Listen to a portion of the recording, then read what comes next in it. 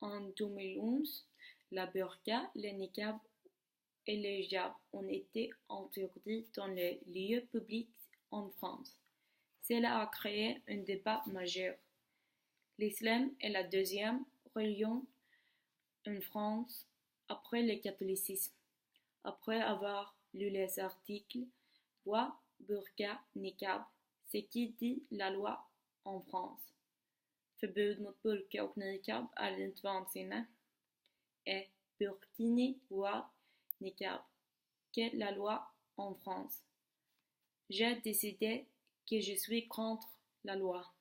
Je pense que c'est contre la liberté de religion de ne pas laisser les femmes exprimer leur religion de cette manière. C'est contre la liberté de religion d'interdire la burqa, le hijab ou le niqab parce que c'est une chose importante pour l'islam.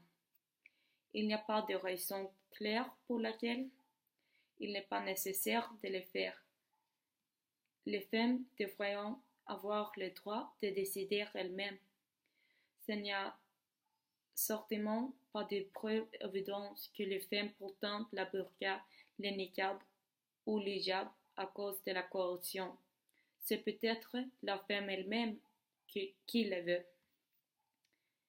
Mais c'est une question compliquée et je peux comprendre les personnes qui pensent que c'est désagréable de ne pas voir leur visage. Ça fait la communication entre les gens plus difficile. Cela contribue à la pression des femmes. C'est les femmes deviennent les porteurs. C'est aussi une question d'égalité entre les sexes. La religion devrait être pratiquée à la maison et à l'église seulement.